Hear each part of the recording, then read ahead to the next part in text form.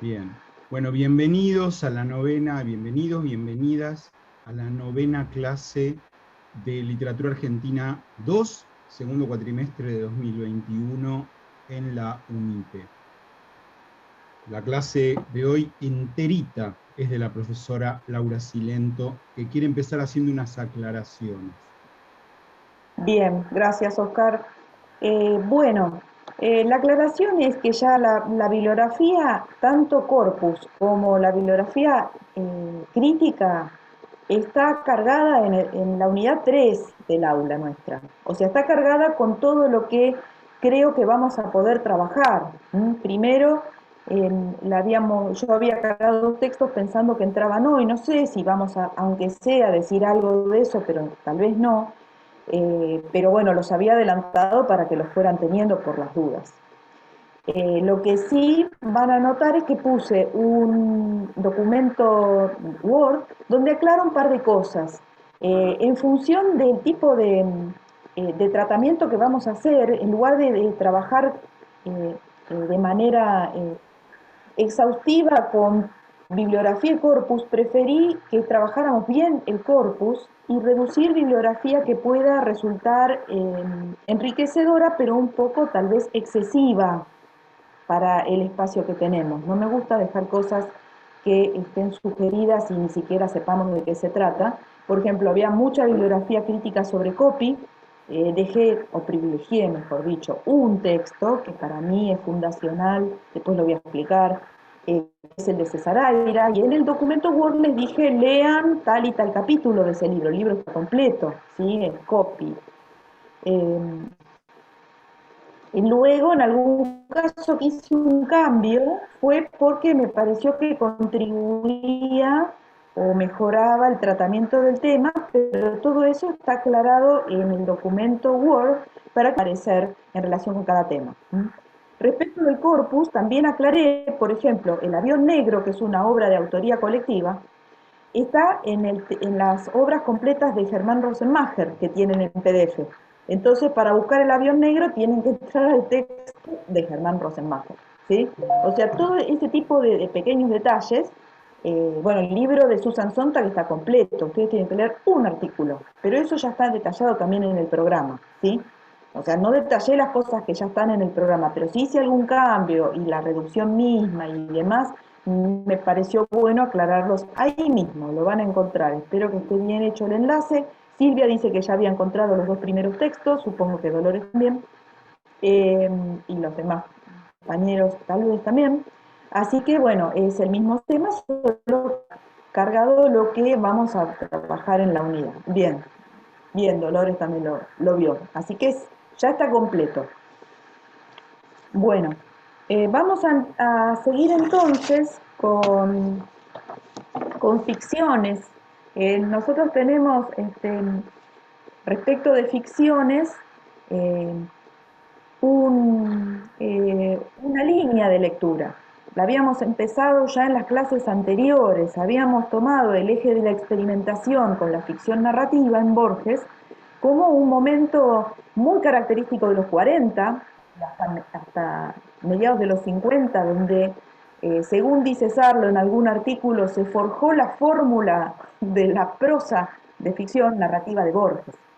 O sea, en ese periodo que justo para nosotros cristaliza en el año 44. ¿Sí? Entonces, en relación con ese eje estamos trabajando. Digo esto porque ahora que ya deben haber leído todo ficciones, no sé cómo lo venían completando, bueno, Dolores y Silvia son lectoras muy consecuentes y muy continuas, así que van llevando el paso, pero todo el mundo empieza a encontrar cuando lee estos cuentos de Borges elementos temáticos que suelen ser muy conocidos, los laberintos, las identidades duplicadas, bueno, una serie de cosas que uno dice, bueno, lo reconozco, me doy cuenta. Sí, son elementos que componen como contenido en la ficción de Borges. La idea es siempre integrarlos a alguna línea de observación de cómo funciona esta ficción de Borges, que es experimental y que realmente ha sido, para la lectura que hicieron los autores europeos y norteamericanos, tal vez uno de los principales impulsos para hablar de narrativa posmoderna, ¿no? Entonces, Vamos a ver eso, o sea, sí, laberintos hay espejos, bueno, todo eso está. Pero vamos a ver cómo funciona en relación con eso que veníamos siguiendo en la clase anterior, de la clase anterior. Yo lo que me parece que no sé si necesitan, lo tienen de todas maneras, no me acuerdo si lo subí, díganme ahora, porque después me voy a olvidar de preguntarlo. Yo tenía una tablita donde había puesto los cuentos de este volumen de Borges, de ficciones, y el año de aparición original. ¿Yo eso lo cargué en el Drive o solo lo mostré, compartí la pantalla? No me acuerdo. Me Yo lo parece. vi en la pantalla compartida, lo tengo pero copiado. Ah, bien, bien. Bueno, ¿hace falta que lo suba o no? Porque la verdad es que hasta el momento, bueno, después me avisan cualquier cosa. Bueno, ¿por qué? Porque yo siempre sigo este esquema y estamos tratando también, no solo de encontrar estos rasgos de la ficción este, narrativa borgiana, sino de ver cómo funcionan bueno, listo, Dolores, lo subo. Cómo funcionan en relación con el conjunto de cuentos, ¿no? O sea, hay algo muy interesante con el género cuento, esto creo que no lo había aclarado, pero ahora que estamos como reforzando nuestro punto de vista y nuestro modo de trabajo, quería decirlo. Los cuentos tienen obviamente una autonomía como piezas de ficción literaria breve bueno, que se pueden leer solas. Ustedes podrían agarrar un solo cuento de Borges y leerlo, cerrar el libro e irse, ya está.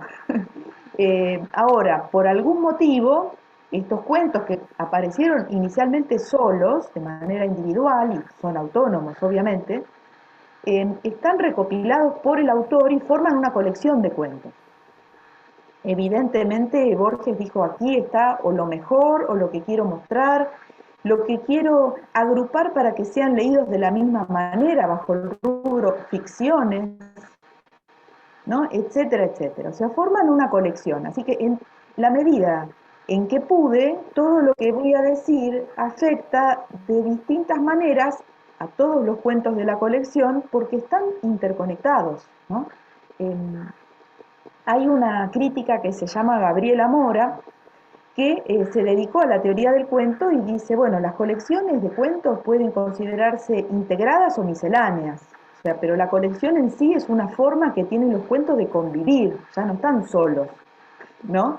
No son piezas únicas, forman parte de un conjunto, ¿no? Cuando hay algún paradigma que se propone que relaciona los cuentos entre sí, se dice que la colección está integrada.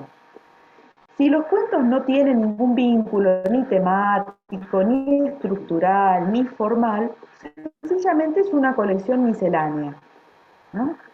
Si yo les digo Cuentos de la Selva, de Horacio Quiroga, ustedes se representarán que debe estar integrada esa colección, porque en el título ya me está presentando un elemento geográfico temático vinculante, ¿no? Aquí lo que vamos a ver es que en realidad se trata de ficciones que vamos a tener que leer teniendo en cuenta ese carácter integrador, ¿m? De la colección. Más allá, reitero, de que cada cuento tenga siempre un sentido autónomo.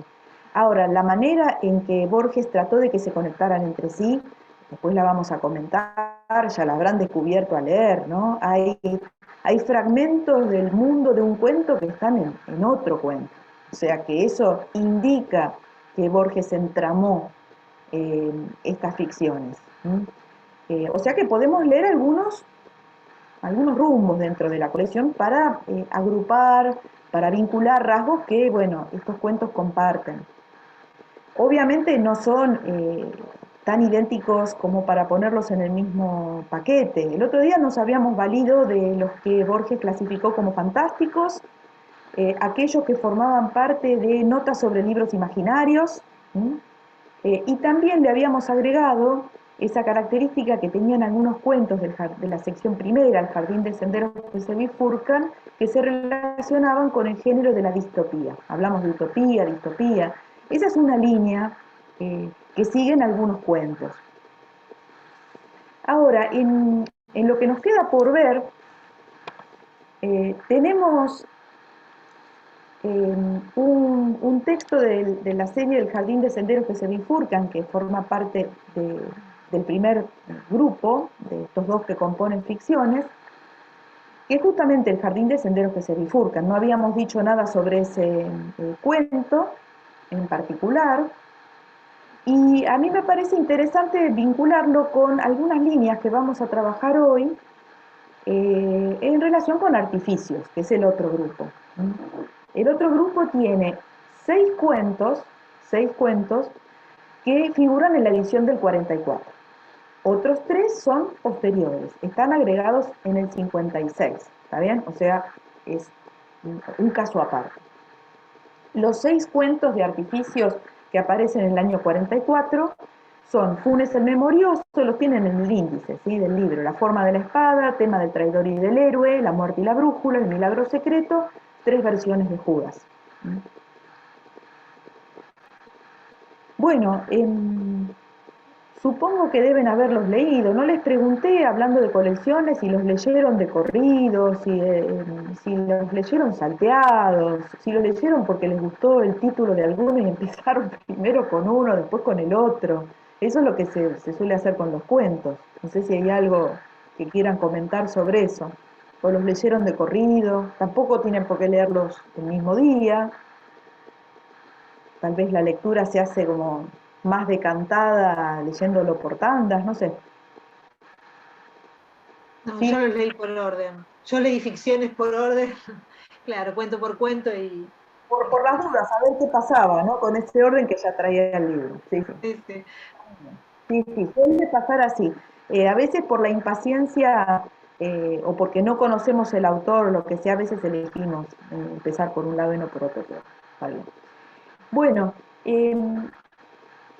a diferencia de los cuentos de la serie distópica que vimos el otro día, ¿no?, donde aparecen sociedades imaginarias, sociedades que tienen un orden diferente del mundo real, aunque obviamente están hechos para que contrastemos, ¿no?, con el mundo real.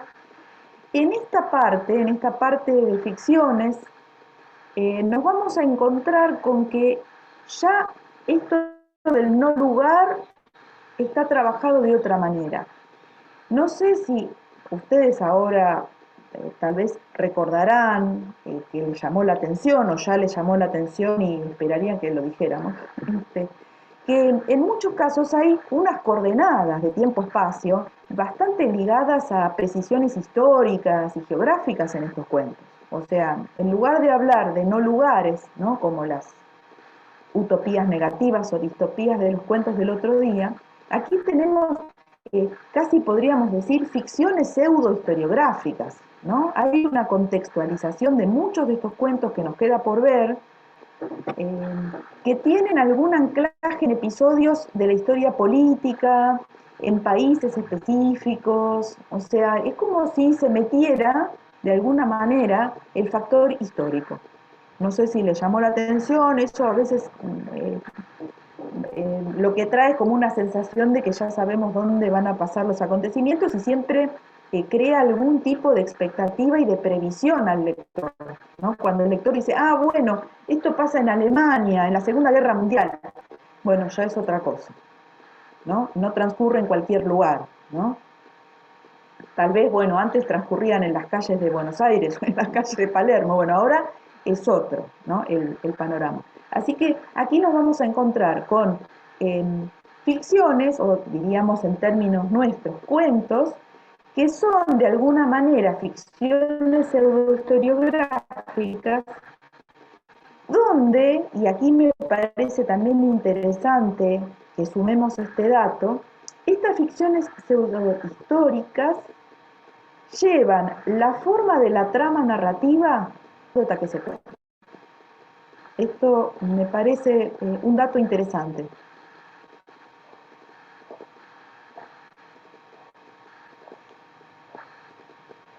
Eh, Especialmente porque ustedes lo que habrán encontrado en algún momento leyendo estos cuentos es que las cosas que ocurren de acuerdo con algún patrón, con las figuras, forman una especie de figura, o un triángulo, o un laberinto, y eso en realidad no es algo que ustedes descubran, sino que los personajes mismos lo están descubriendo. ¿no? O sea, forma parte de la anécdota. Los personajes dicen, bueno, ¿qué forma tiene esto que está pasando? ¿No? Que es una manera solapada, muy de experimento narrativo de Borges, de reflexionar sobre la arquitectura narrativa de los cuentos y de las ficciones, ¿no?, cuentísticas. A mí me parece que esto es digamos, como uno de las grandes canteras de las que Borges lo que hizo fue empezar a sacar ideas, ponerlas de un cuento en otro cuento, variaciones, o sea, experimentar, probar cómo funciona esto de que de alguna manera la trama del cuento que está escribiendo, que está ensayando ver cómo funciona, esté trasladada al mundo en el que transcurren los acontecimientos. ¿Mm? No es algo que queda librado a nuestro efecto de lectura, sino que pasa, se filtra, se cuela en el mundo de los personajes y a veces están conscientes de eso, el mundo en el que transcurren los acontecimientos, que los personajes son hasta víctimas de esa trama, ¿no? Que eso, bueno, es lo más, me parece interesante.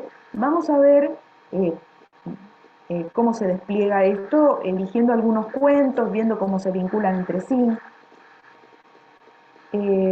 Bueno, hay unas líneas para reconocer elementos en estos cuentos que me parecía que sí. Perdón, ¿me escuchás? ¿Me escuchan? Sí, dale, a ver. No termino de entender lo que estás diciendo. ¿Cómo entra el tema de la anécdota en esto que decís vos de de la reflexión respecto de la estructura narrativa? Bien. Yo lo anuncié como un titular, así que ahí viene la explicación, ahí viene. Cualquier cosa, tené lista la pregunta y volvete a dar el audio. Bueno, vamos a ver cómo funcionan los cuentos.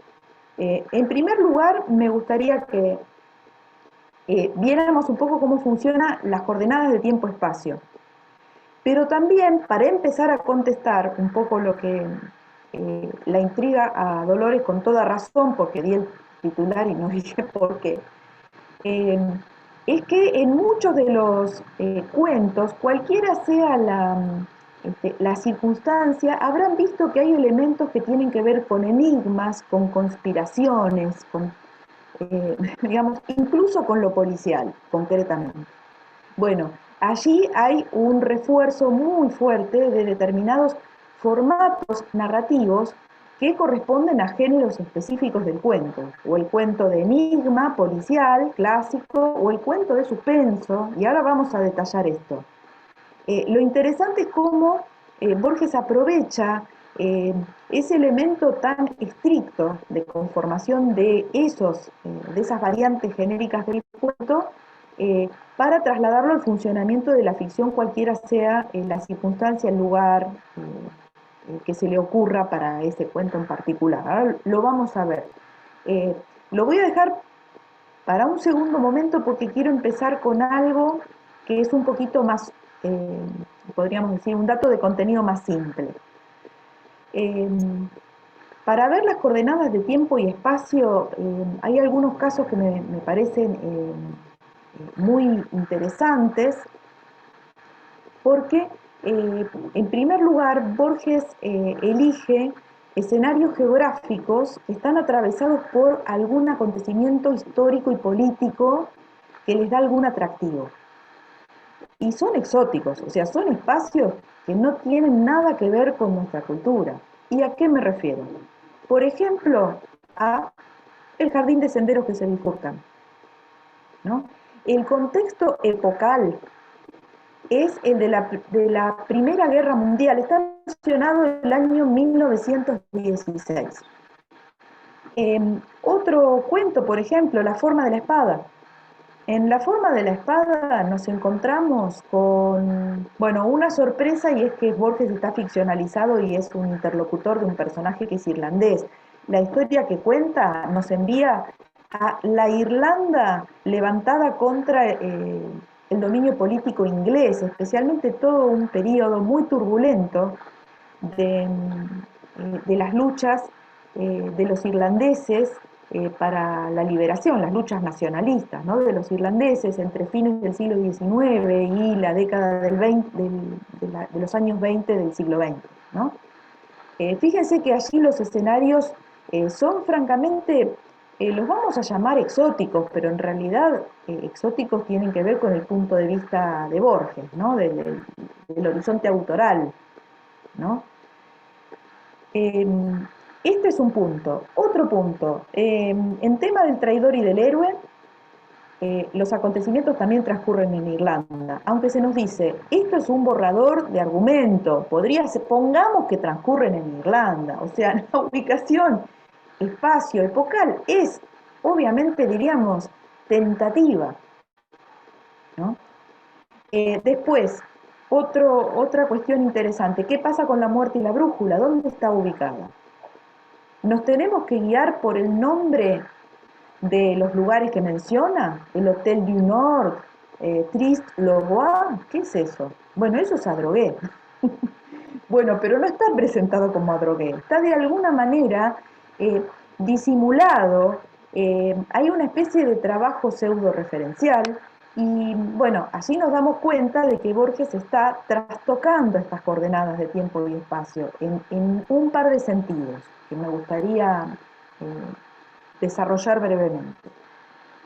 Primero, cuando hablamos de unos escenarios geográficos que están muy atravesados por las necesidades de la anécdota, ¿no?, que se va a contar con el elemento epocal, creo que no está de más pensar en este concepto de Bakhtin, que es el de cronotopo. No sé si lo habían visto en alguna otra materia. Bakhtin es un teórico y un historiador de la literatura que la verdad es que, y además de lingüista, ¿no? O sea, es una figura que atraviesa seguramente muchos análisis que les han ofrecido o les van a ofrecer en la carrera. El concepto de cronotopo, fíjense que tiene, es una palabra que se forma con otras dos que vienen del griego y que designan las dos coordenadas de tiempo y de espacio, ¿no? Ya hablamos de utopía, ahora hablamos de cronotopo, ¿no? Cronos y topos. Bueno, hay un pequeño paréntesis que voy a hacer porque a mí me interesaba que viéramos esto porque Borges lo trabaja, entiendo, de una manera muy cuidada y deliberada en la construcción de estos cuentos que vamos a ver hoy, porque por algún motivo, o bien están ubicados en un lugar muy lejano a nuestra cultura, o bien esas referencias a nuestra cultura están totalmente tergiversadas y disimuladas. Quiere decir que el factor espacio-temporal le interesa a Borges de alguna manera activarlo para que nos resulte extraño o está extrañado, ¿no? Entonces por eso quería hacer hincapié en este concepto de cronotopo. Para Bakhtin la noción de cronotopo aparece en la literatura en la época en la que los escritores son conscientes de los cambios que se producen en el mundo a partir del avance del tiempo histórico, o sea, en una época avanzada de la modernidad, donde son conscientes de la aceleración del tiempo histórico, ¿no? Para Bakhtin eso se ve muy bien a fines del siglo XVIII, en adelante, ¿no? ¿Por qué dice esto Bakhtin? Porque, bueno, dice, hay muchas novelas donde, si bien hay una intención realista, por ejemplo, no sé, El Lazarillo de Tormes, nosotros no sabemos exactamente, si bien sabemos en qué sociedad española ocurren los incidentes que se cuentan, no sabemos a qué época corresponden esos acontecimientos, de qué manera el mundo físico y geográfico está moldeado por el acontecimiento humano, ¿no? Porque, bueno, la noción de tiempo histórico no está presente. Y la literatura desarrolló muchas otras formas de temporalidad. Hay tiempos cíclicos, tiempos biológicos, tiempos de la mitología. O sea, hay mucho corpus literario que no está atravesado por el tiempo histórico. Para Bakhtin, el cronotopo contemporáneo en la literatura tiene que ver con que lo que ocurre en un determinado lugar también está filtrado por el tipo de dinámica histórica que marca ese lugar geográfico, ¿no? Así se puede entender, por ejemplo, que se elija, no sé, vamos a poner el caso de Irlanda, aparece mucho Irlanda en estos cuentos. ¿Mm? También podemos pensar en el caso de Funes el Memorioso, aparece Fray Ventos. Y que aparezca Fray Ventos explica de alguna manera, esto es un poco arriesgado, pero quiero como extremar un poco el argumento, explica de alguna manera por qué vive ahí Funes el Memorioso y no vive en Buenos Aires. En Buenos Aires vive el narrador. Algo de eso tiene que ver. Bueno, o sea, son cronotopos muy particulares. ¿Mm? Eh, ¿Por qué en principio nos puede llamar la atención que aparezca Irlanda y solamente haya un cronotopo regional en Funes el Memorioso? Fíjense que todos los demás son bastante exóticos. No sé si eso lo notaron o bueno, a veces no se presta atención a todos los factores, pero bueno, a mí me interesaba destacarlo. Si les parece, veamos qué dice Borges. Perdón, lo que pasa es que cuando uno lee también, yo los leí también todos en orden y a todos juntos, los tres últimos, bueno, no, la Seca del Fénix no, pero el sur y el fin tienen mucho de argentino, entonces por ahí esto que vos estás diciendo es cierto si uno excluye los del 56. Claro, sí, porque el asunto es el siguiente, y ahí también, atención, porque la teoría del cronotopo, que vincula una determinada influencia del tiempo histórico en el espacio, tiene mucho que ver. ¿Qué pasa? En la época del peronismo, Borges vuelve a la ambientación local, localista. Ah, bueno, nos dice algo también, atención, pero no va a ser el... Tenemos la distopía en casa. Bueno, claro, o sea, la manera en que se va a trastocar el cronotopo en el sur es para largo y tendido, una clase solo para eso, ¿eh? Así que teniendo en cuenta si le sirve para, bueno, para seguir leyendo a Borges, releyendo, aprovechándolo, cuando termine la cursada, es algunas de estas líneas, ¿no? Porque sí, evidentemente, cuando vuelve sobre el cronotopo local Borges, en esos cuentos que ya sabemos que son de la época peronista, no los que estamos viendo ahora, sino esos tres, bueno, es casi irreconocible lo que estamos viendo. O sea, ese campo que está en el sur lleno de gauchos guarangos. ¿Qué son esos gauchos guarangos? Bueno, voy a tener en cuenta un poco tal vez la coordenada del tiempo histórico y bueno, en una de esas me dice algo, que esos gauchos sean así de guarangos. O bueno, que en el fin aparezca un Martín Fierro que tampoco es el que nosotros conocíamos. ¿Qué trastocamiento hay ahí de la situación, ¿no? Espacio-temporal. Si bien el fin está volviendo a narrar un episodio de Martín Fierro que es un texto de ficción, ¿no? O sea que lo que está haciendo es un trabajo de retoque sobre un mundo ficcional que está vuelto a contar, ¿no? En el sur hay muchos elementos que, bueno, que están trabajados sobre un referente, trastocamiento de un referente realista, ¿no? Bueno, esto lo dejo apuntadito al costado. Bueno, en el prólogo a artificios,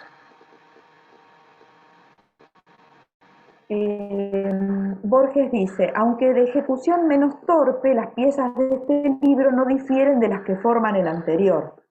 ¿Acaso permiten una mención detenida, que son La muerte y la brújula y Funes el Memorioso? Él, digamos, rescata estas dos, pero a mí lo que me interesa respecto al cronotopo es lo que dice Borges en el prólogo. Dice, la primera, Muerte y la brújula, pese a los nombres alemanes o escandinavos, que vieron que hay mucho nombre escandinavo en artificios, eso también lo deben haber notado, también hay nombres chinos, o sea, el exotismo estalla en esta colección de cuentos.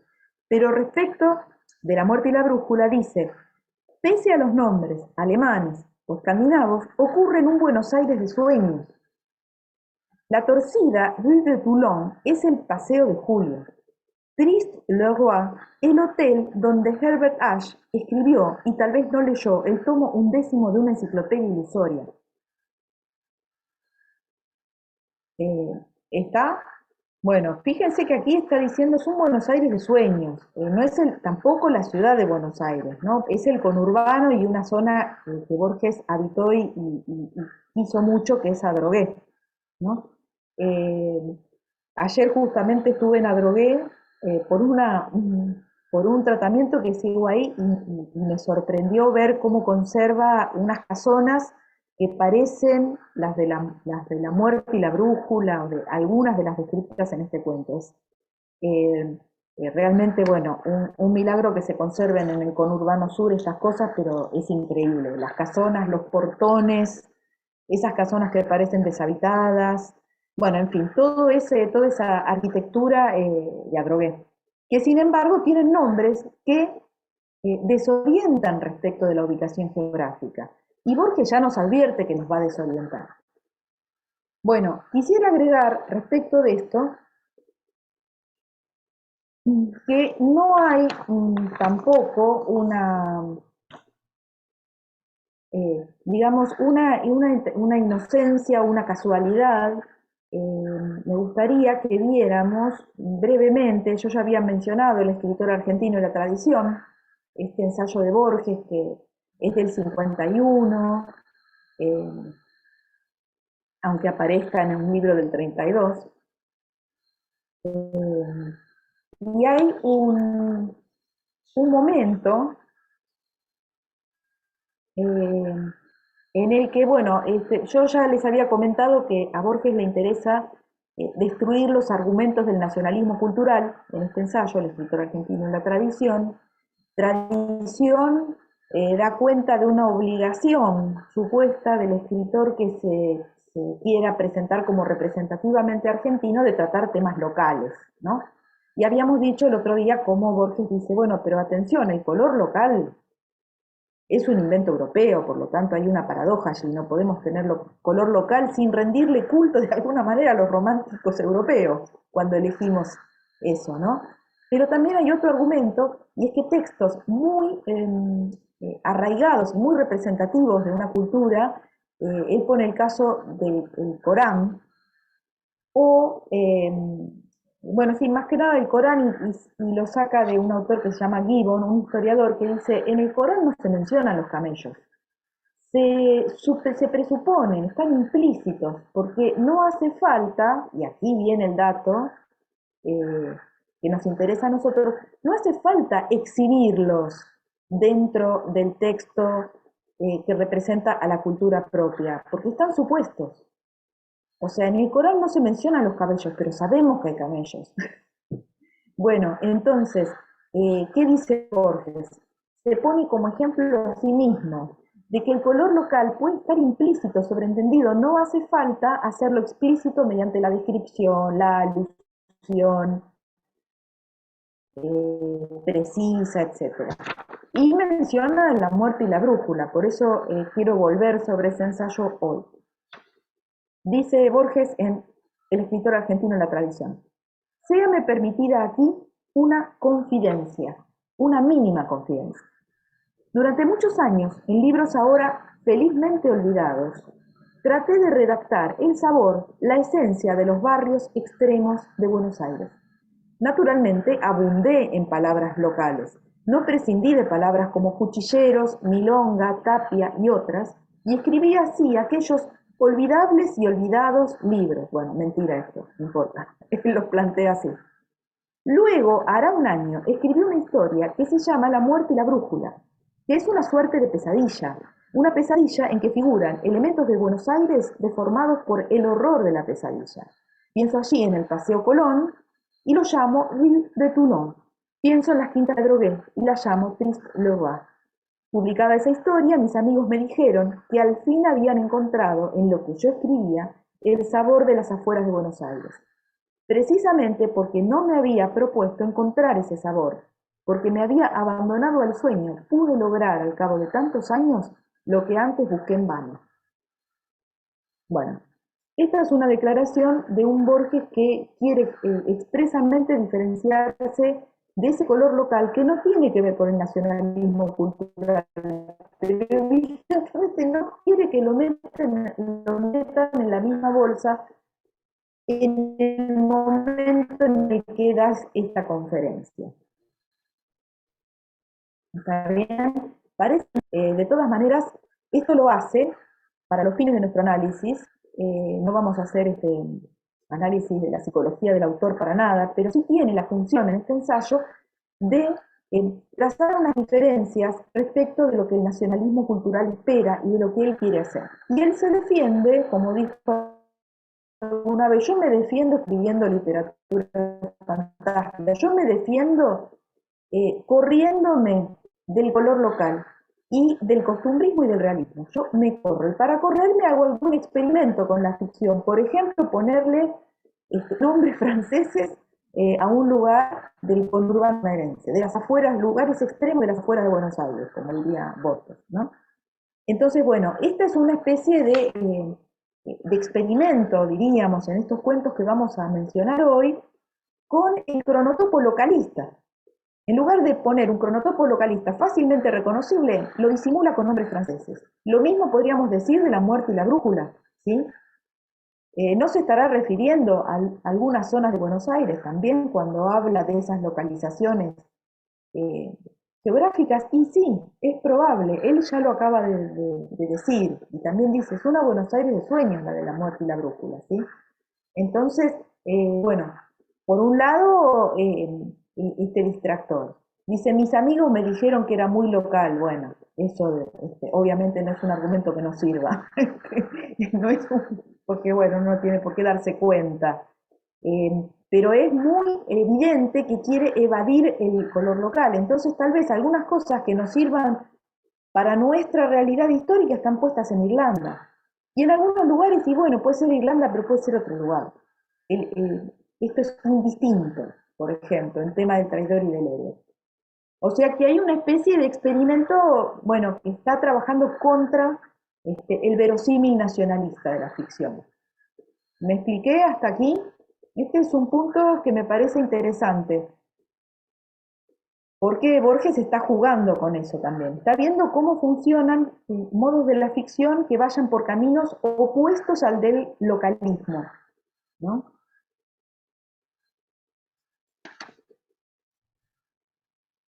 Bueno, vayamos a estas relaciones de la forma de la trama narrativa en la superficie de la anécdota. Vemos qué pasa en algunos cuentos. Hay dos cuentos que están ligados al enigma policial en una variante que es la del suspenso.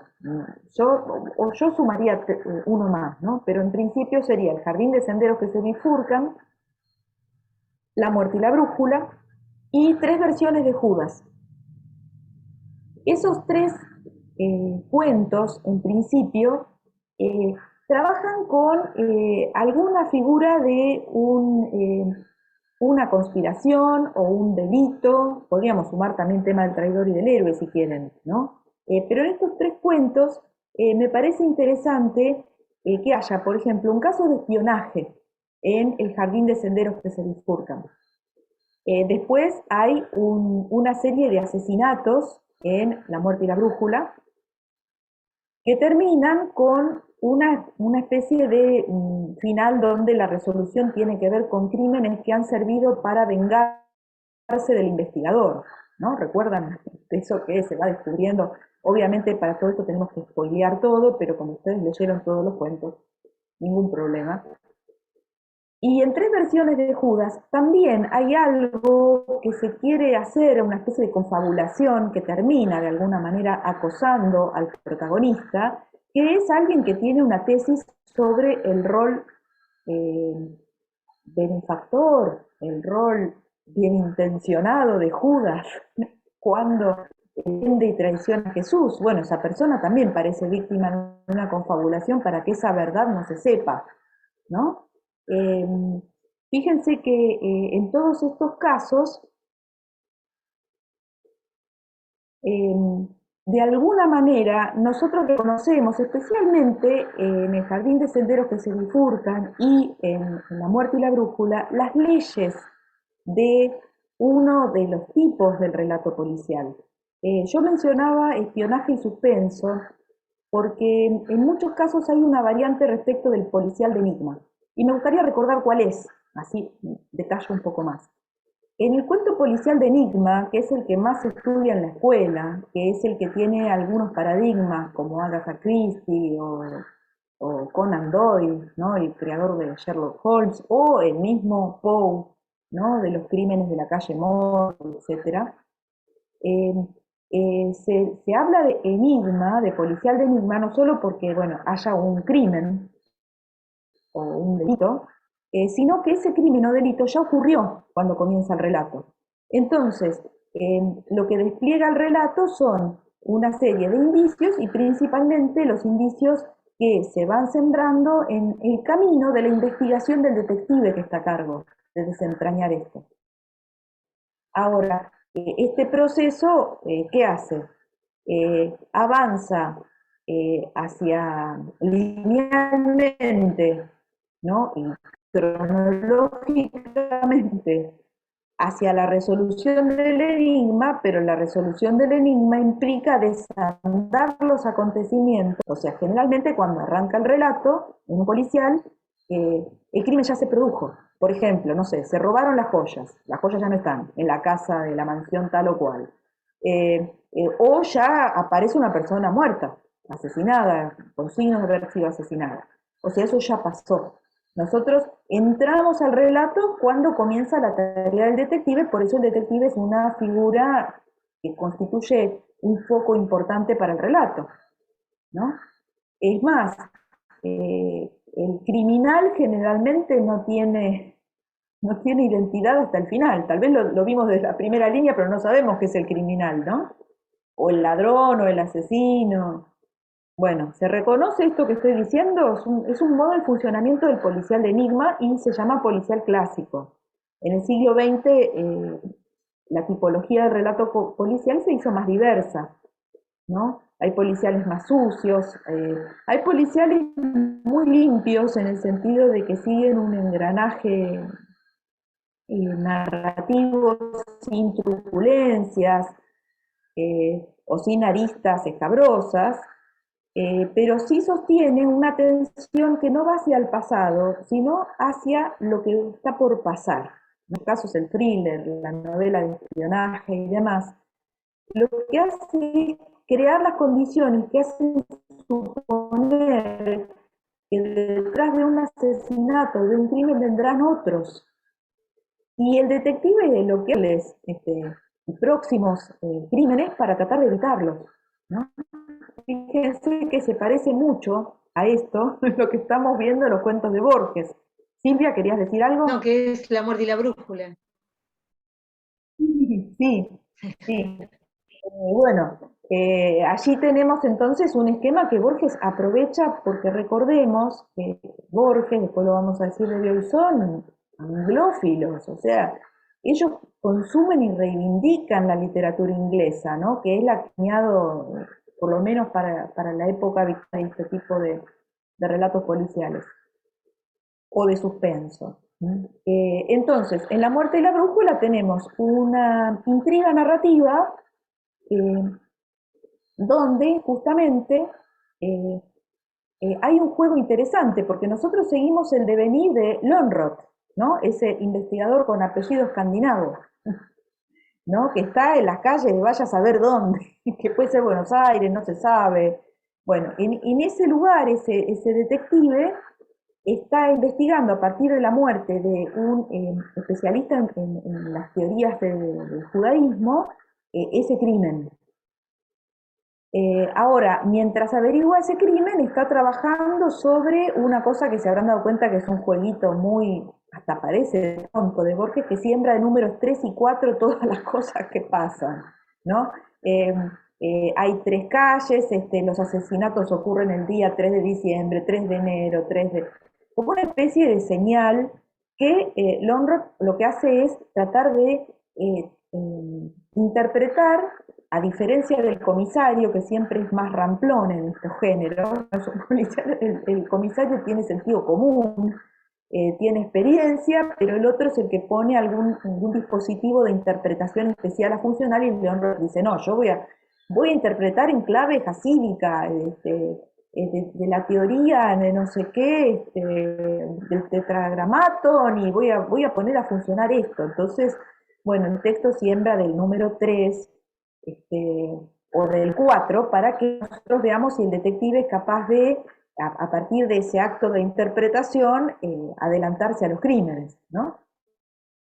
Ahora, con todo este cuento, nos enteramos al final de que en realidad Red Scarlett, que es el que se va a vengar de la muerte, del encarcelamiento, de los padecimientos del hermano por culpa de Lönnrot, se va a vengar de él creando una trama que lo engañe a Lönnrot con el formato del esquema de un misterio con pistas. Entonces las pistas no son descuidos, son de alguna manera la escritura de una novela de suspenso que le armó en la realidad Red Scarlett a Lönnrot para agarrarlo en sus propias leyes, ¿no? En las leyes del detective, ¿no? El detective dice, no, yo voy a trabajar según la lógica del criminal. El criminal conoce los libros que tenía el asesinado entre sus posesiones, entonces yo voy a leerlos. Pero todo eso, en realidad, es lo que nosotros reconocemos como parte del género. Ahora, el asesino escribió de alguna manera, o novelizó el género para que cayera en la trampa Lönnrot, ¿no? El detective. Hay algo muy gracioso que es una pista para que nos demos cuenta que todo es un juego bastante divertido, y es que hay un refrán que está trastocado en el cuento. Dicen, fulano le quiso buscar las 3 patas al gato. Y el refrán no es buscarle las 3 patas al gato. ¿Cómo es? ¿Se acuerdan? Es la quinta. Las 5. Claro. ¿Y por qué está suena? Es que el número 3 aparece a cada rato, son las 3 de la tarde, se comió 3 manzanas, no 3 o 4 para que, bueno, que se suponga que va a pasar un cuarto asesinato. O sea, se está jugando con esas reglas del género de una manera muy deliberada. Un poco más sutil es lo que pasa en el jardín de senderos que se bifurcan. Porque aquí también tenemos que esta trama que se lleva a la superficie de la anécdota está trabajada desde un procedimiento que ya mencionaba Beatriz Arlo, lo dijimos el otro día, que es la puesta en abismo, ¿no? ¿Cómo funciona la puesta en abismo en el jardín de senderos que se bifurcan? Bueno, lo que ocurre aquí es que el espía chino, ¿se acuerdan de que trabaja para Alemania, ¿no? Y tiene que enviar de manera codificada a los alemanes el nombre de un objetivo militar que van a bombardear los alemanes, ¿no? Y para eso hace una visita a un lugar donde vive un estudioso de apellido Albert, ¿no? Que conoce la obra de su abuelo, un novelista chino, que es al que se le había ocurrido una novela que fuera una especie de novela donde se trabajara, ya se acordarán por Herbert Quain, porque es el mismo tipo de proyecto narrativo, una novela donde hubiera posibles tramas paralelas y alternativas para una misma historia, ¿no? Por eso está representado con la metáfora espacial de jardín laberíntico, ¿no? O sea, llegar a un jardín casi como si se llegaran a una alternativa que, bueno, que hay que dejar que ocurra, porque tal vez ocurre esta alternativa, dice el espía chino, pero tal vez en otra dimensión está ocurriendo otra levemente trastocada, ¿no? Por eso, en una de esas, en este universo donde estamos ahora, el chino mata al inglés y en otro tal vez sea al revés. Pero bueno, ese esquema ¿de dónde sale? Sale de la novela, y los dos personajes saben de la novela. Y mientras hablan de la novela, esa novela nos va dando la pauta de cómo se va a desarrollar esa historia, ¿no? Se va a desarrollar como una suerte de incógnita, donde hay una combinación posible entre muchas otras, ¿no?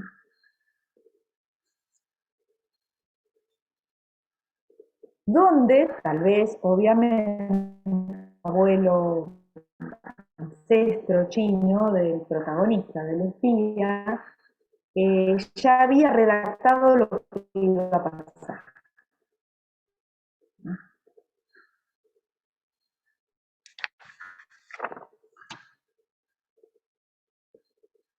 Bueno, ¿con qué nos encontramos nuevamente aquí? Nos encontramos con la contaminación entre la realidad y la literatura.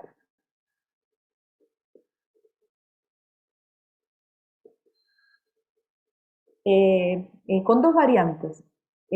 Una, por esta costumbre que ya había inaugurado Borges en la primera tanda de cuentos que vimos el otro día.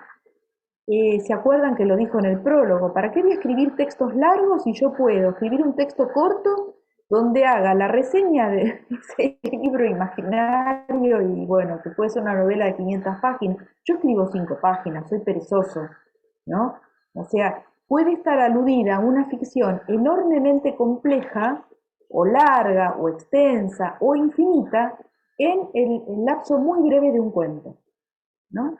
Entonces aparece nuevamente esta forma comprimida del relato, son todos cuentos cortos, forma comprimida del relato, o sea, de la manifestación discursiva de estos cuentos, son cortos, son relatos acotados, pero tienen de alguna manera incluido algún elemento que expande infinitamente la ficción. Por ejemplo, la novela del ancestro chino, ¿no? Que contiene todas las posibilidades. Ahora, sencillamente se la menciona, ¿no? Ni siquiera hace falta que exista. Generalmente son textos perdidos, textos incompletos. También hay algo que es una burla muy interesante porque, de alguna manera, estas novelas, fíjense que Borges no escribe novelas, pero le estresa mucho mencionar que los personajes sí escriben novelas. Total, él no las tiene que escribir, sencillamente tienen que mencionar que existen, ¿no? Hay una especie de remedo irónico y paródico de una noción respecto de la novela, que vale mucho especialmente para la novela contemporánea, la decimonónica, la novela de Balzac, la novela del siglo XIX, la novela, por ejemplo, de algunos proyectos muy ambiciosos como los de Thomas Mann, por ejemplo, ¿no? Que propone que la novela es una especie de microcosmos, ¿no? Que crea mundos ricos, complejos, llenos de personajes, llenos de acontecimientos, ¿no?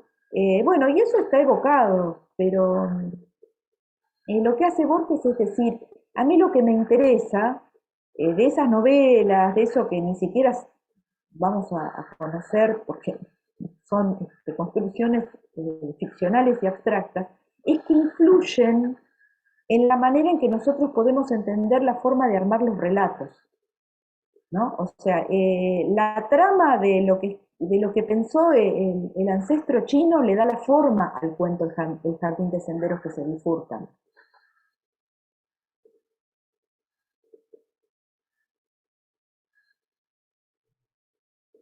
También, por ejemplo, la forma de la trama, si nosotros logramos abstraerla, el texto siempre nos presta alguna idea para que lo hagamos, se repite de cuento en cuento. Si ustedes piensan en tema del traidor y del héroe, si repasamos un poco qué pasa con ese cuento, ese ya lo habíamos aprovechado en teoría. Le cuento a Oscar que cuando dimos teoría yo lo tomé como cuento para empezar a pensar algunas cosas, ¿no? Así que bueno, lo habíamos trabajado ya. En tema del traidor y del héroe tenemos algo interesante que es, bueno, este borrador de cuento, el narrador no lo presenta como escrito, sino que es la idea del cuento. O sea, es el concepto de cuento. Por eso digo que la trama está más destacada que la exposición de lo que ocurre, ¿no? De todas maneras, en esa trama hay tanto detalle que ya terminamos conociendo la anécdota, ¿no? La anécdota es que hay un líder de la insurrección irlandesa que convoca a una reunión del ejército irlandés para detectar que hay un traidor y ejecutarlo, ¿no? Bueno, y nos enteramos, bueno, es muy complejo de qué manera nos enteramos, porque se necesita un bisnieto del protagonista que investiga la historia para descubrir esto, y es que justamente, ¿quién es el traidor a la causa de Irlanda? El mismo líder, ¿no? Entonces, en una reunión secreta se acuerda con otra persona que va a ser de cómplice que para salvar la causa el líder no debe ser conocido por la multitud como traidor. Entonces debe morir como si fuera un héroe y mártir asesinado. Bueno, para eso interviene un personaje que se llama Nolan, que debe hacer ¿qué? Debe escribir una suerte de guión para actuarlo, para que los acontecimientos parezcan que se desarrollan como un asesinato, cuando en realidad es un ajusticiamiento, ¿no? O sea, el traidor es ajusticiado. Ahora, para el público, para la vida pública, pour la galerie, digamos,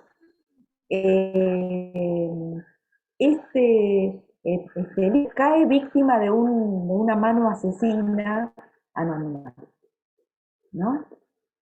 Ahora, el bisnieto que investiga se da cuenta por un diálogo, por una línea de diálogo, por un comentario, hablaba como un personaje de Shakespeare. Entonces ahí el bisnieto dice, ¿cómo puede ser que hable como un personaje de Shakespeare este viejito que aparece por allí? Entonces descubre que toda la trama está extrayendo fragmentos de la literatura dramática de Shakespeare y de otros acontecimientos históricos, como el asesinato de Julio César, el de Lincoln, etcétera, etcétera, elementos para construir la trama de este falso asesinato, ¿no? Entonces, por eso, al mismo tiempo, el traidor es un héroe, ¿no? Porque hay dos versiones de la historia. ¿Qué pasa con las versiones de Judas? Son versiones también, ¿no? Entonces, justamente en una de esas versiones, Judas es un traidor, pero en otra, no. En otra, es el salvador de la misión de Jesús en este mundo. Así que fíjense, es lo mismo. Podríamos haber pensado tema del traidor y del héroe con la anécdota de las tres versiones de Judas, y las tres versiones de Judas con la anécdota del tema del traidor y del héroe. Porque están trabajando sobre la misma trama, ¿no? La misma trama que consiste justamente en ofrecer una apariencia de acontecimientos que tiene en realidad otra entidad, ¿no? Totalmente opuesta, traidor y héroe. Judas también es un traidor y un héroe, ¿no? Pero bueno, esto es un poco lo que me interesaba por un lado. Por otro lado, en esta línea de estos elementos de la trama que aparecen en la anécdota, tenemos esta recurrencia de datos que van de cuento en cuento, ¿no? Fíjense que, por ejemplo, en El Milagro Secreto, que es un cuento que trabaja sobre el contexto histórico de la invasión alemana a Checoslovaquia, bueno, a lo que en ese momento era Checoslovaquia, donde toman a un intelectual judío y lo van a justiciar. Recuerdan ese, ¿no? Que él pide secretamente a Dios que le dé por lo menos unas horas para terminar su drama que se llama Los Enemigos, ¿no?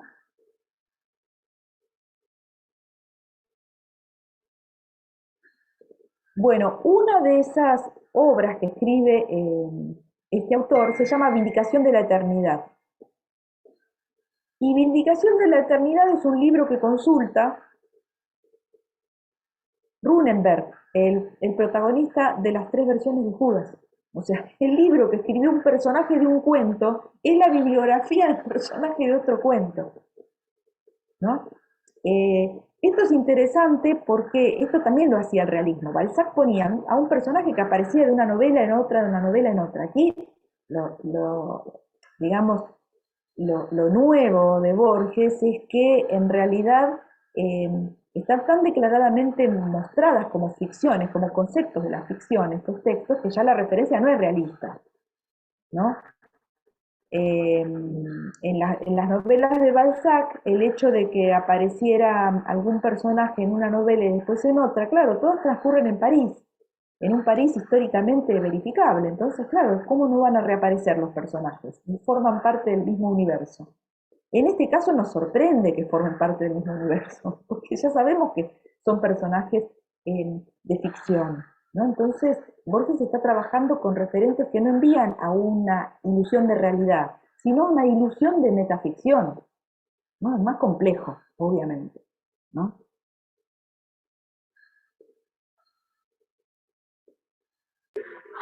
Perdón, una consulta. ¿No podría, a ver si se me escucha ahí, no se podría también incluir a la forma de la espada con esto que estás hablando de la traición, incluso del suspenso, de cómo se resuelve al final? Me parece que va dentro de esa línea también. Sí, sí, perfecto, Dolores. Sí.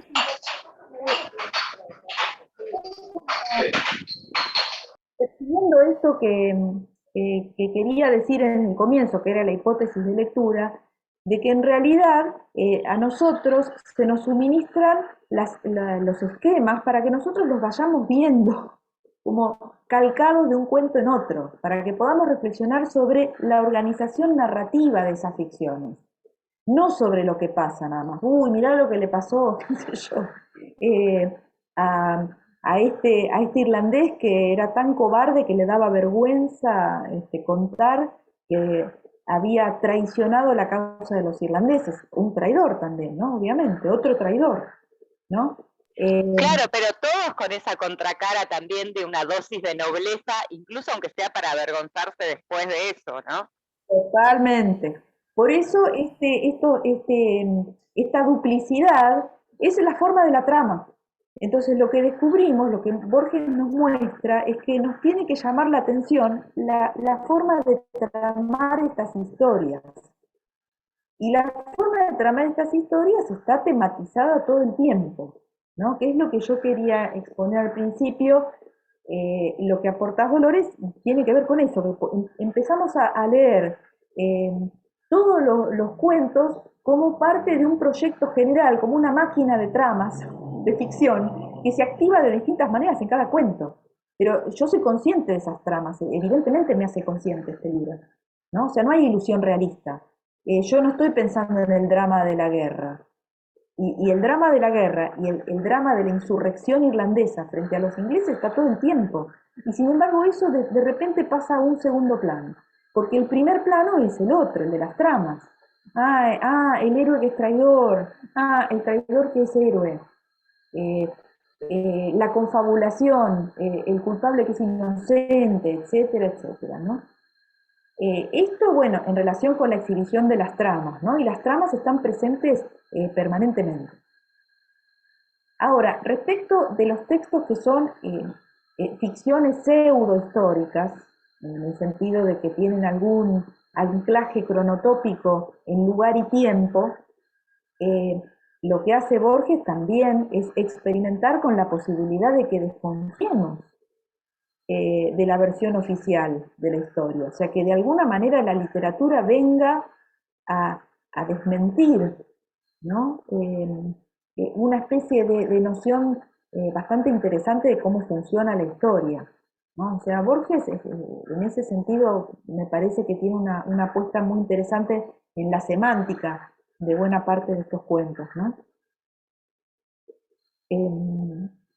Bueno, por ejemplo, en tema del traidor y del héroe, obviamente el trabajo de encubrimiento eh, del líder que traiciona a su multitud de seguidores es notable, ¿no? O sea, se tiene que organizar una farsa con un guión sacado de la literatura de Shakespeare, ¿no? De una literatura especialmente que está ligada a terribles gobernantes, que son los que aparecen en las tragedias de Shakespeare, y además tomar historias más nobles, como por ejemplo el asesinato de Lincoln, que también es un patrón, para que veamos cómo las tramas literarias resuelven la anécdota, como decíamos al principio.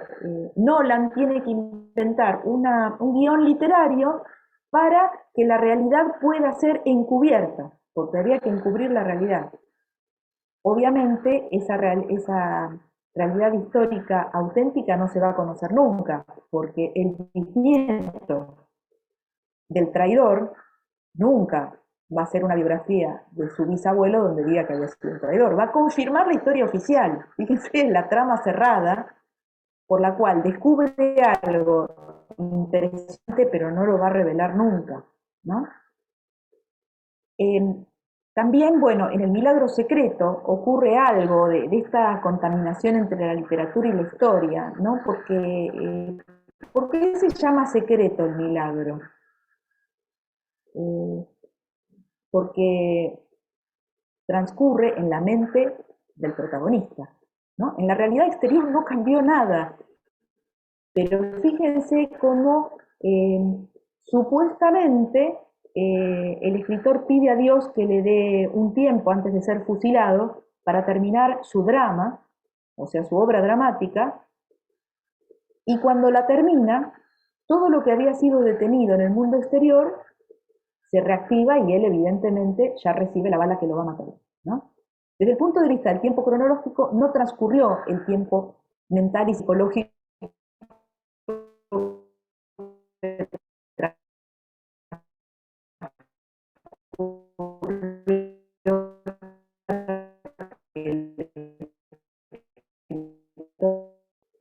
Este es un cuento complicado porque a mí me dejaría la moraleja, terminó producido él,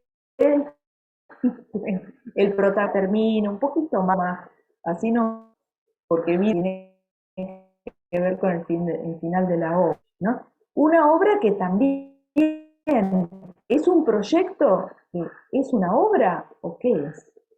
Es una podía escribir, ¿dónde la iba a escribir? ¿En qué papel la iba a escribir? No es una obra escrita. Eso también es un elemento muy interesante para ver cómo Borges incluye la literatura como un concepto abstracto dentro de esas puestas en abismo, ¿no? O sea, un cuento que contiene a su vez adentro o una novela o una obra de teatro. Esa obra de teatro no puede existir, no hay manera de que exista, ¿no?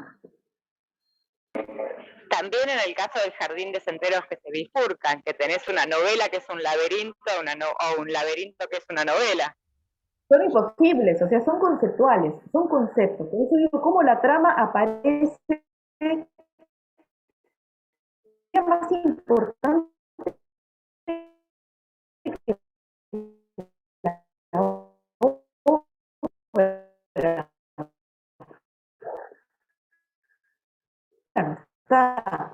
Pero la trama es importantísima, incluso de aquellos que no escriben novelas, ¿no? No las hemos visto, también era conceptual. Bueno, también respecto de, bueno, creo que estos casos son interesantes. Ahora podríamos ver cómo funciona un cuento un poquito diferente que Funes el Memorioso, ¿no? Que es un cuento muy interesante. Ahora vamos a comentar algo sobre eso. A mí lo que me gustaría... ¿Por qué, perdón, por qué decías que solo podía haber sido de Fraiventos y no de Buenos Aires? Bueno, ahora lo vamos a ver. Gracias por tomar todas estas incógnitas que están puestas. Me la dejaste picando. Ahora vamos. Bueno, entonces, así como la puesta en abismo lo que hace es hacernos conscientes de cómo las tramas de las obras literarias incluidas en los cuentos nos dicen cómo se construyen los cuentos, también la literatura nos dice cómo se construye la historia en estos cuentos de Borges. Y se construye de una manera trucha, de una manera encubridora, ¿no? De una manera diríamos, poco legítima, ¿no? Eso me parece muy interesante. El tema del traidor y del héroe me parece, bueno, la gran parábola de la historia como encubridora, ¿no? Piensen, digamos que está quitándole fiabilidad a un discurso que compite con el literario, ¿no? Las ficciones versus la historia, que supuestamente es la verificable, ¿no? También, bueno, a mí lo que me parece interesante, también para quienes gusten de ciertas delicatessen retóricas, en Borges hay muchas, si ustedes se fijan cómo trabaja la duplicidad y el encubrimiento de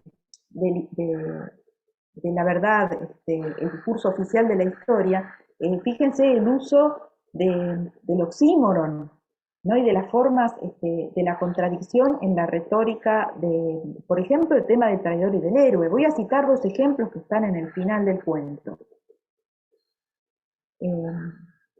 Dice, voy a leer los últimos dos párrafos un poco entresacaditos para que veamos cómo funciona. El condenado entró en Dublín, discutió, obró, rezó, reprobó, pronunció palabras patéticas y cada uno de esos actos que reflejaría la gloria había sido prefijado por Nolan. Centenares de actores colaboraron con el protagonista. El rol de algunos fue complejo, el de otros momentáneo. Las cosas que dijeron e hicieron perduran en los libros históricos. Patrick no perdía las dos cosas a la vez, lo redimiste y no perdía las dos cosas a la vez. Hay dos verdades, ¿no? Una oficial y la otra desconocida y oculta, ¿no? Por eso él tiene un destino que lo redime y que lo pierde, las dos cosas a la vez, que son contradictorias, ¿no? Más de una vez enriqueció con actos y palabras improvisadas el texto de su juez. O sea, lo que tenía que ser espontáneo era guionado. Por lo tanto, hay algo que si él pudo improvisar era lo verdaderamente espontáneo, ¿no? Todo está rodeado de una especie de paradoja, ¿no? Y de ironía dramática también.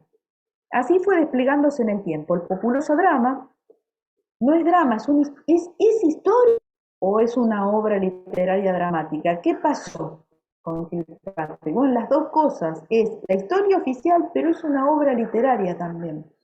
Por eso está tratada como si fuera una especie de performance comunitaria, ¿no? Dice, así fue desplegándose en el tiempo el popular, hasta que el 6 de agosto de 1824, en un palco de funerarias cortinas que prefiguraba el de Lincoln, un balazo anhelado entró en el pecho del traidor y del héroe, que apenas pudo articular algunas palabras previstas. Balazo anhelado.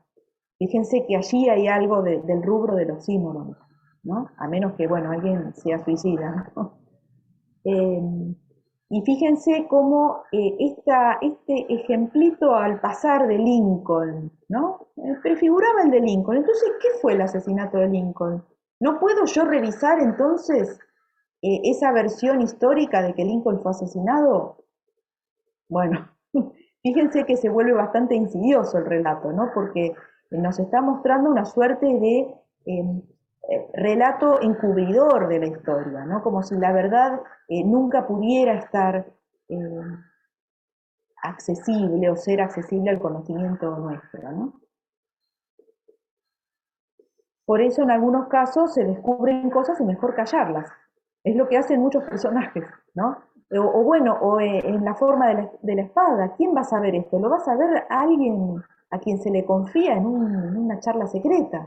Y además, porque Borges, ¿qué va a hacer con eso? Borges digo, el Borges de ficción que está en el cuento, ¿no? Las cosas ya han pasado, fueron de otra manera, ¿no?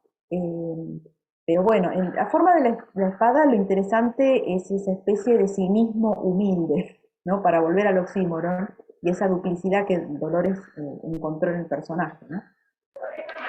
Me parece que donde más llevado al extremo está eso, es en Tres versiones de Judas, cuando es muy desafiante Borges diciendo, bueno, no, en realidad es el verdadero hijo de Dios, pero eso mejor callarlo, digamos, mejor que no se sepa, entonces dejémoslo o como traidor como el que necesita a Jesús que lo traicione, pero en ningún caso como el que debería estar en el lugar de Jesús, digamos.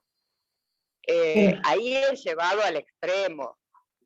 Tratemos de sostener los relatos de verdad que todos hemos consumido. Siga valiendo una especie de verdad convencional que lo que hace es descalificar el discurso de la historia, el discurso, bueno, en este caso, de la verdad religiosa, ¿no? Pero sí, perfecto. Sí, esto es un mecanismo por el cual podemos leer la misma trama en varios cuentos, aunque traten de elementos anecdóticos diferentes. No sé si me expliqué, reforzando esta idea. Desde el punto de vista de la semántica es interesante porque tanto poner el acento en la duplicación de las ficciones, en lo metaficcional, termina también socavando la autoridad de relatos que no son ficcionales. ¿Me explico? O sea, el relato de la historia no es un relato considerado ficcional, pero Borges logra socavar esa autoridad y hacernos preguntar, ¿y si no serán ficciones con las que escribió Nolan? O estas que, bueno, se escriben y que consumimos como relatos no ficcionales, ¿no? Sobre el rol de Judas, traidor, etc. Me fui explicando, díganme si hay algo que produzca dudas sobre esto que dice. Sí, quedó mucho más claro, sí, lo que decías al principio, ahora entendí por qué lado iba. Sí, lo que pasa es que si no lo podía justificar, yo tenía que pensarlo, pero sí, claro, un poco los cuentos, ¿no? Imagínense que si no buscamos estos hilos conductores, que creo que el texto los está proponiendo porque los pensó, no podíamos trabajar cada pieza individualmente porque la verdad es que no nos alcanzaría el tiempo, hay mucho para decir. Ahora, dentro de este grupo de artificios, ¿no? El segundo grupo que estamos viendo hoy, hay cuentos fantásticos, ¿cuáles serían? ¿Qué les parece? Ahí vamos a revisar un poco.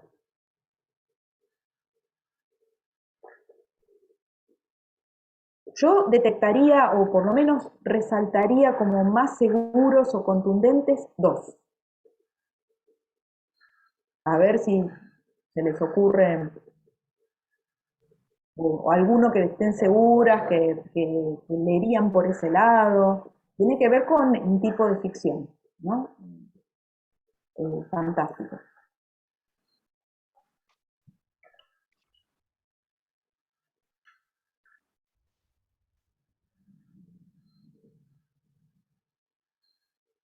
Bueno, hay uno que creo que en el título está hablando de algo sobrenatural. ¿Sabes? Para mí sería en El Milagro Secreto, aunque Ahí. también, pero es esa categoría que hablábamos en la que todo el tiempo se está poniendo en duda si es fantástico o no, porque también podría haber pasado simplemente 2 segundos en la mente del casi fusilado, digamos, porque esa detención podía haber sido producto de su imaginación solamente. Bueno, bien, y ahora, bueno, y Funes el Memorioso, para mí por la imposibilidad de la memoria absoluta. Bien, listo, son esos dos. Fíjense que Borges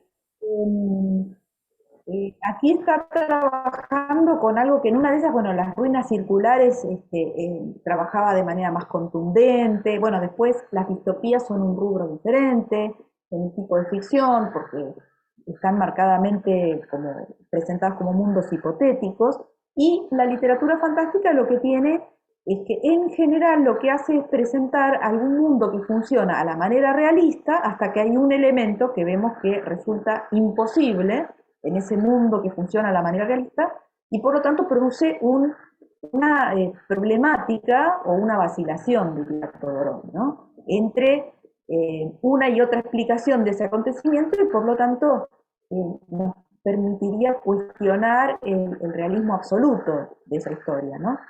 En El Milagro Secreto y en Funes el Memorioso, ese acontecimiento de naturaleza difícil de explicar se produce. En los dos casos nos encontramos con que hay una duda acerca de que fehacientemente haya o alguien con capacidades extraordinarias, o diríamos sobrenaturales, si les parece, como es Funes, ¿no? La memoria absoluta, como sintetizaba Dolores, y en el otro caso, la posibilidad de suspender el tiempo, ¿no? Ahora, tal vez el milagro secreto sea el más, diríamos, fantástico puro, siguiendo las categorías de Todorov, porque no podemos salir del ámbito de la duda acerca de la naturaleza de ese acontecimiento. ¿Por qué? Porque hay una explicación psicológica que es, bueno, recordemos, qué sé yo, a alguien que está por morir, qué sé yo, fusilado y sabe que en 2 minutos, o que, qué sé yo, que se hunde con el Titanic o que se va a estrellar un accidente de avión, dicen que recuerda su vida en 2 segundos. Y bueno, ¿no sería esto algo parecido? Un efecto psicológico de duración que no es verificable, pero tampoco está descartada la otra explicación. Y la otra explicación es de tipo sobrenatural religioso, porque recordemos que esto sería como una especie de milagro del Dios judío, ¿no? De Jehová, no sé, ¿no? Que le permite culminar su obra y suspender el tiempo. Obviamente la suspensión del tiempo se relacionaría con la posibilidad de la mente humana de crear una obra literaria. En 2 segundos no se puede crear una obra literaria, por eso la explicación sobrenatural lo que hace es decir, bueno, tal vez ocurrió esto en esos segundos, pero no es perceptible para el mundo exterior. Por eso se llama milagro secreto, ¿no? Este es un oxímoron fabuloso también de Borges, el título, porque el milagro generalmente es lo que Dios hace para que todos lo veamos y creamos en él.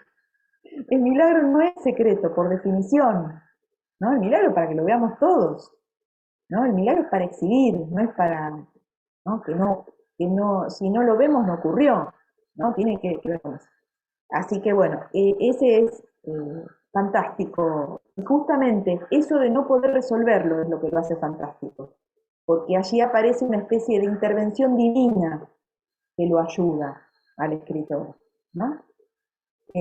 Como una especie de realidad de un orden interno frente a la realidad del orden externo que está marcada por una cronología de reloj, ¿no? La hora en que va a ser fusilado, la hora en que muere son las... Estaba pensado a las 9 de la mañana ejecutar, y a las 9, 2 minutos, ya está. Y ya 9 menos cuarto, pidió a Dios, por favor, dame un poco más.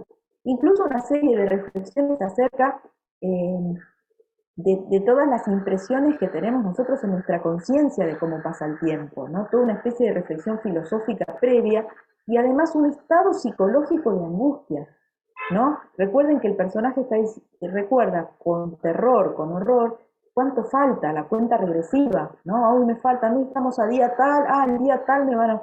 Esa especie de crueldad, de que no lo fusilen en el acto, dice, ¿por qué me matan de una y listo? No, me pusieron una fecha y yo voy a estar padeciendo hasta esa fecha, ¿no? Todo eso es una reflexión sobre el paso del tiempo que el cuento va acomodando, ¿no? Y en el caso de Funes el Memorioso,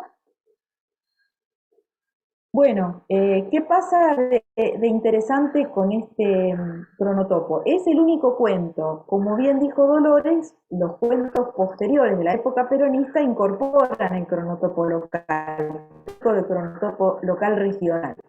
Y regional me parece más interesante porque no es nacional argentino, sino que está trabajando con la otra orilla. Y hay un imaginario muy interesante desarrollado en torno de la relación entre la cultura argentina y la uruguaya. Tal vez, bueno, haya un antecedente que era un texto que le encantaba a Borges, de este autor, ahora voy a escribir el título y el autor, que es La Tierra Purpúrea, esta novela de Guillermo Enrique Hudson,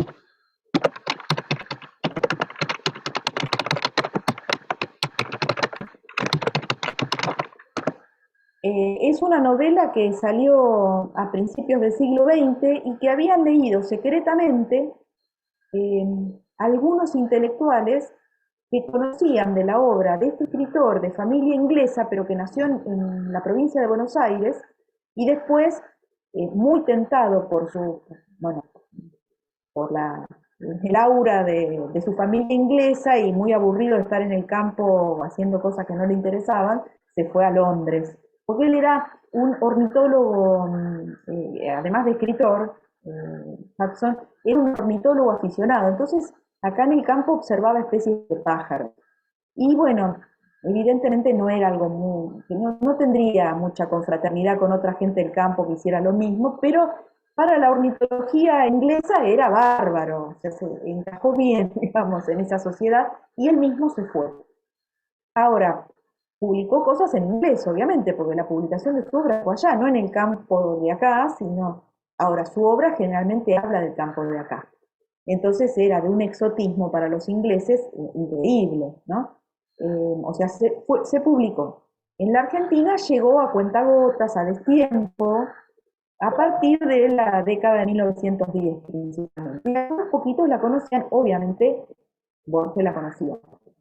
Eh, la Tierra Purpúrea, que es específicamente la novela que yo quería mencionar de Hudson, eh, transcurre en el Uruguay. Y el Uruguay está presentado como un país más bárbaro, más atrasado históricamente que la Argentina. Y esto es importante porque Funes el Memorioso es un trabajo de comparación entre la mentalidad rústica, primitiva, de un muchacho de Fraiventos, de un adolescente de Fraiventos, por encima era un adolescente, frente a la civilización porteña del grupo de referencia de la oligarquía ilustrada, ¿no? O sea, este contraste es el que trabaja Funes el Memorioso. Entonces, que Funes viva en Fraiventos tiene que ver con esa índole cultural que tiene que ver con un cronotopo que atrasa respecto del cronotopo de Buenos Aires, ¿no? Esto es un implícito, yo estoy reponiendo cosas que tienen que ver con, bueno, una elección interpretativa que estoy haciendo. De todas maneras, el contraste está planteado por el cuento. Yo lo remito a Hudson porque Hudson tenía una visión distanciada y muy crítica de estas tierras que dejó. Para él éramos todos más o menos salvajes, pero solo que en Uruguay eran más.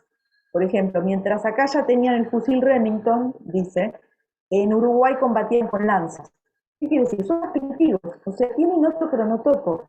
O sea, cohabitamos el mismo campo en la región rioplatense, pero ellos están atrasados.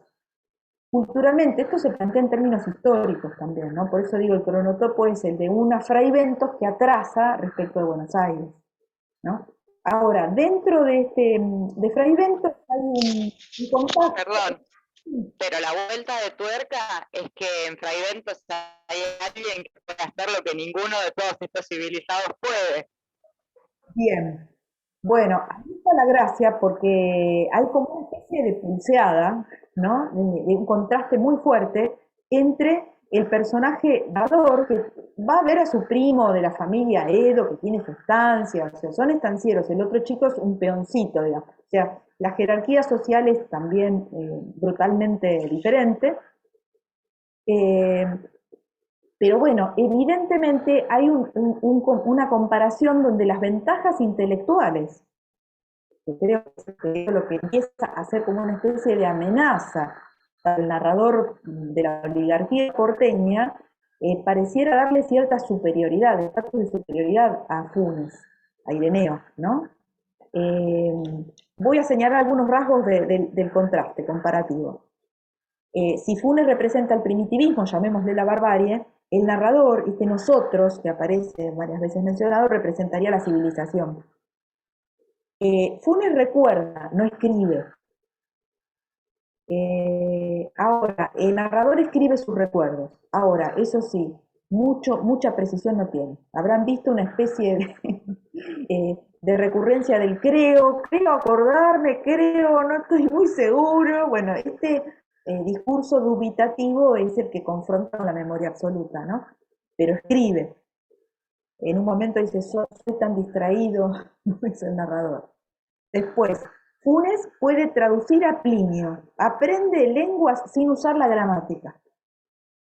El narrador maneja la cultura escrita, pero no puede traducir a Plinio. Es más, anda con sus diccionarios, ¿no? O sea, por eso el otro llega a acceder, porque va al campo con esos libros, ¿no?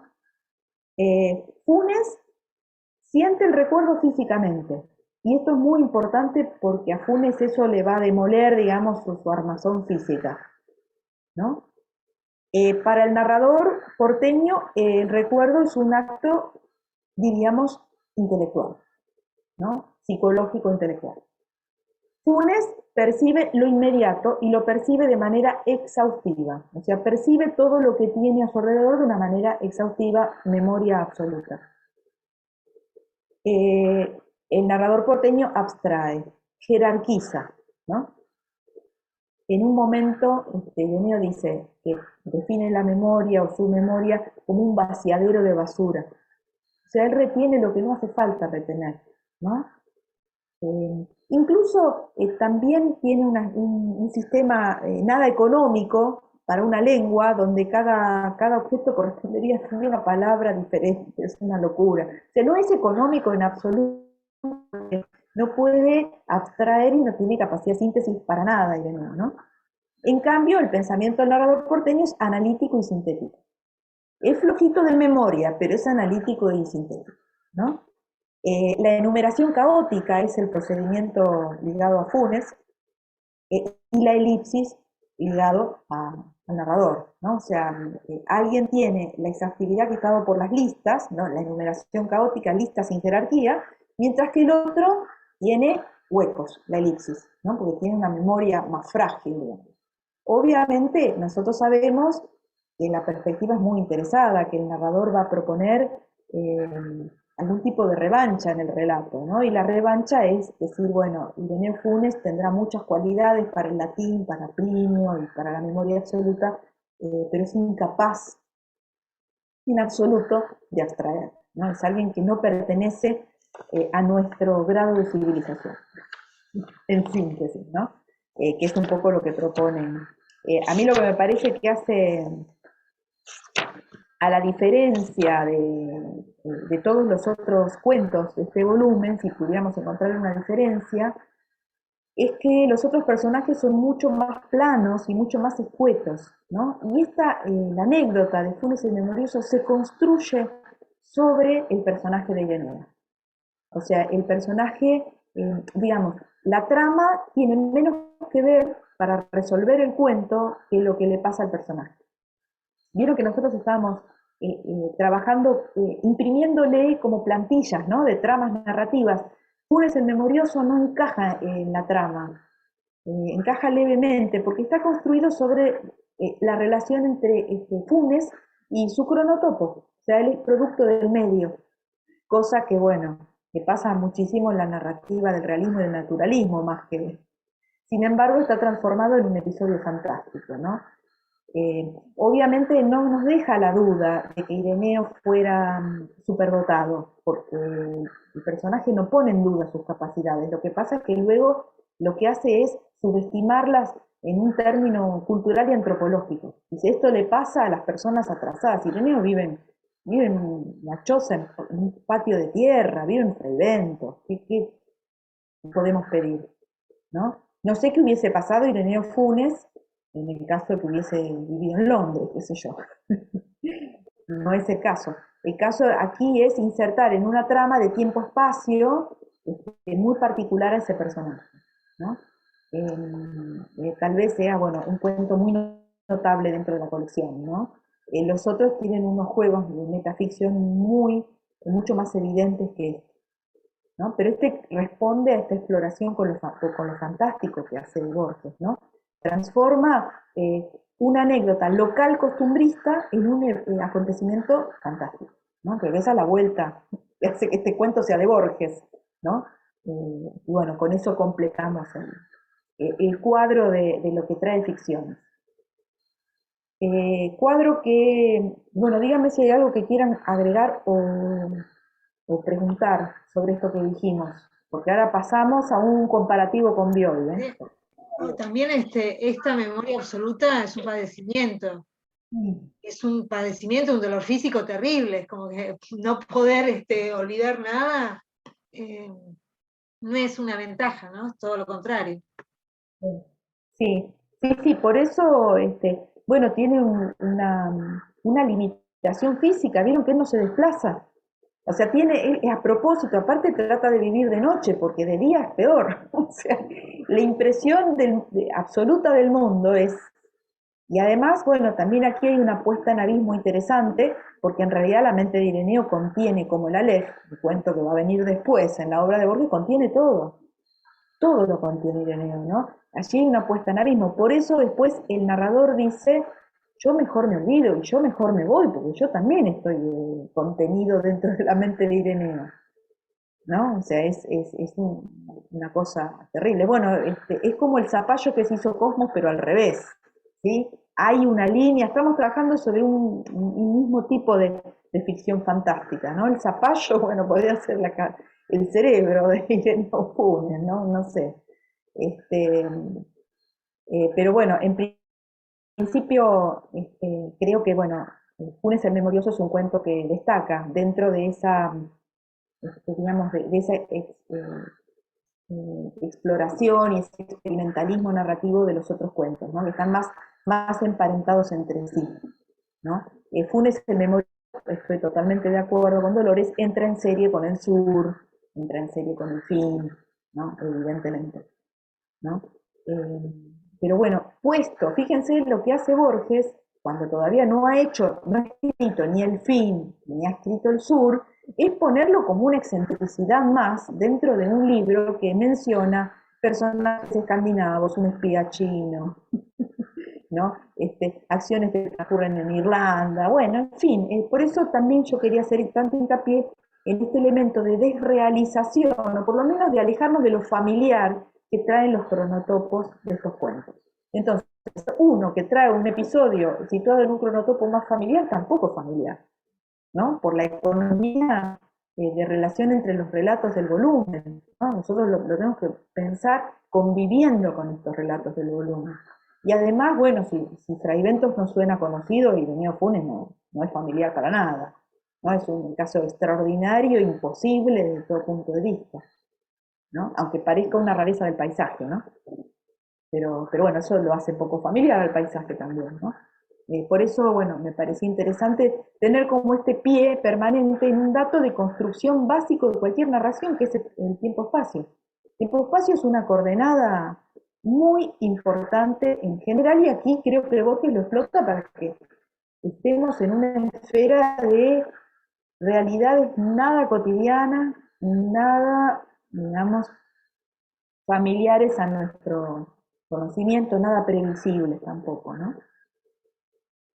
Bueno, ¿estamos con ficciones? No, a mí me quedó por explicar la secta del Fénix. Yo solamente entendí la secta del Fénix cuando leí las notas de Costa Picasso y dije, ¿cómo se me pasó esto? No lo entendí, necesito que me lo explique. Es más oscura la secta del Fénix, menos mal que Costa Picasso. Creativos, elementos de shock, y saben que por una decisión de que entren los demás textos, decidí ponerle como esta especie de paraguas de posterioridad al 44 estos tres cuentos. Yo hubiese dedicado más que a la secta del Fénix al Sur muchísimo. El Sur es el cuento autobiográfico donde ese golpe, ¿no? En la cabeza de Borges se transforma en una ficción fantástica. Ese es un cuento claramente fantástico, ¿no? Donde hay dos niveles de realidad. No sabemos si el personaje está internado con la típica fiebre de la septicemia o fue realmente al campo de sus ancestros. Esa es una referencia al nacionalismo cultural y demás. Pero bueno, decidí acotar a cierta idea del experimentalismo con la ficción para que esa parte, bueno, la veamos, no sé, bajo otro formato en otro momento. A menos que quieran que le dediquemos un poco de la clase que viene, si quieren lo hacemos. Pero, sí, bueno, le dedicamos. achicamos un poco a Pavlov. A ese se lo compara bastante con La noche boca arriba de Cortázar. Sí, sí, sí, sí. Pero bueno, me gustaría, antes de terminar la clase de hoy, si después quieres una especie de anexo con esos cuentos. Yo, aprovechando las ventajas del programa del año 44, yo pensaba evitar los cuentos posteriores, pero bueno, algo vamos a decir la próxima. ¿Qué pasa con el Perjurio de la Nieve? El Perjurio de la Nieve se inscribió en un volumen de cuentos de Bioy Casares que se llama La trama celeste, pero es casi una novela, ¿no? A mí me interesaba que lo tomáramos como un ejemplo concreto de los contactos y las diferencias de la ficción de Bioy Casares respecto de lo que vimos recién, de Borges. En primer lugar, Borges y Bioy eran comprobadamente amigos. Es la pareja de escritores amigos más confirmada en toda la literatura, porque hay mucha producción conjunta. Ustedes tienen un artículo de Donald Yates sobre la colaboración entre ambos. O sea, hay una obra que Borges ha hecho en colaboración con Bioy. Hay un libro de memoria gigantesco que se llama Borges, que se compiló hace pocos años, que son las anécdotas de las visitas y de las conversaciones entre Bioy y Borges durante años de frecuentación. Y nosotros no estamos tomando en ningún texto que hayan escrito juntos. Están los famosos casos para Don Isidro Parodi, hay algunos para cine, bueno, hay de todo hecho en colaboración. También tarea de antólogos en comparación, antologías de cuentos extraordinarios, antologías de cuentos fantásticos, etcétera, etcétera. Todo eso un poco Donald Yates lo trabaja. Ahora, lo que me parece interesante es en el terreno de la ficción ver cómo está trabajando Bioy en relación con lo que vimos recién. ¿Y cómo está trabajando Bioy en el Perjurio de la Nieve? En principio, hay un tipo de ficción que coincide. ¿No? Casualmente Funes quedó para el final, porque aquí el Perjurio de la Nieve es un cuento fantástico. Si quieren, tal vez una novela, ¿no? ¿En qué sentido es fantástico? ¿Cómo lo descubrimos? Bueno, en principio también hay algo muy característico de Bioy, que se emparenta también con la ficción de Borges, es la presencia de los escritores del mundillo o del campo intelectual porteño. Siempre está lleno de amigos. Acá hay un juego entre tres escritores y críticos. Uno es un recopilador, ¿no? Está el famoso Berger Cárdenas, que es el que justo tiene las mismas iniciales de Bioy Casares, y después están Villafañe y Oribe. Son todos intelectuales en competencia que están inmersos, bueno, en una intriga, en este caso, de corte policial, ¿no? Hay una muerte que es la de la hija de un estanciero danés que vive en Chubut, ¿no? Nuevamente tenemos algún tipo de, digamos, de exotismo deliberado, ¿no? Es un extranjero que vive en una estancia en una provincia que casi ningún argentino conoce, que es Chubut, o sea, remota absolutamente. En ese enclave ocurre la muerte de una de las hijas del dueño de la propiedad muy misterioso porque tiene una rutina y un estilo de vida absolutamente cerrado al mundo exterior. Uno de los escritores, que son los ajenos al medio, los visitantes, que es Oribe, luego es muerto, ¿no? Por Vermeeren, el dueño de la estancia. Allí es donde vamos descubriendo lo que podríamos llamar en términos del relato policial la motivación para matar a Oribe, ¿no? ¿Y cuál fue? El dueño o el padre lo acusa de la muerte de su hija. Ahora, la muerte de su hija tiene causas naturales o sobrenaturales. Y ahí está, bueno, la gracia del cuento, es que descubrimos después que este cuento aparenta ser policial, pero es fantástico, ¿no? Se ha construido sobre una, si se quiere, una especie de de intento de llevar a la práctica una especie de voluntarismo idealista de Vermeeren, ¿no? Hay una de las hijas que dijo una vez que pareciera que el tiempo no transcurre si uno repite los mismos hábitos. Entonces, lo que hizo Vermeeren es, dado un diagnóstico que tenía la hija de salud, tratar de realizar actos mecánicos para que el tiempo se suspendiera. Se parece bastante al milagro secreto, si quieren, ¿no? Tiene una similitud, ¿no? La diferencia, y aquí por eso aparecía colado Panesi, Panesi es la lectura crítica muy breve, porque es una reseñita que incluí de Panesi. El libro Críticas de Panesi está entero, pero ustedes tienen que leer una reseñita, ¿no? El amor del estanciero, ¿no?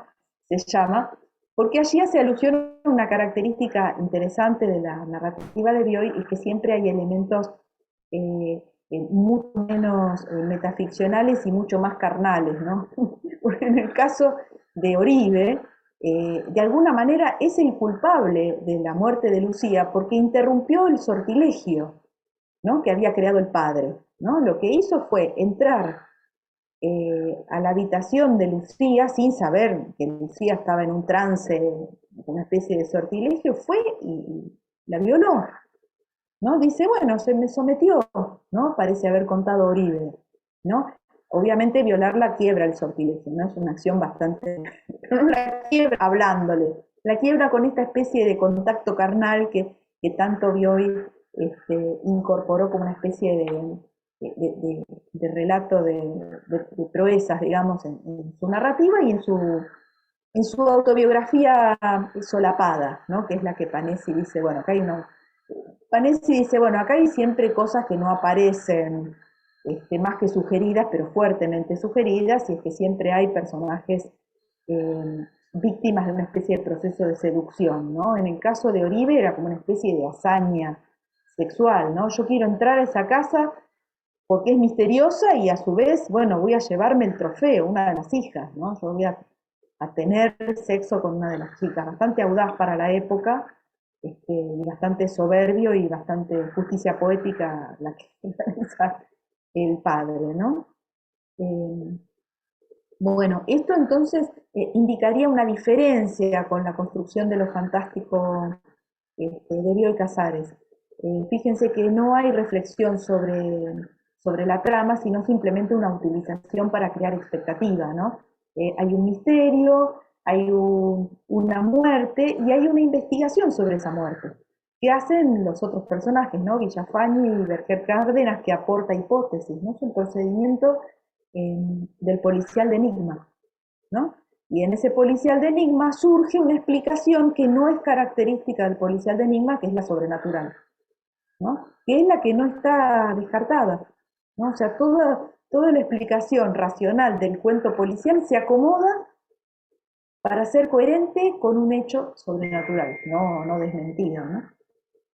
Así que bueno, hay un carácter diferencial en cuanto al uso clásico que hace Bioy de lo fantástico, ¿no? Así que no sé si hay algo que quieran comentar de este largo cuento. Todas las marcas que puede poner Bioy para crear la ilusión de realismo las hace con un cronotopo realista, ¿no? El cronotopo es Chubut, es el tren, es el viaje a Bariloche, o sea, todas las coordenadas verificables, ¿no?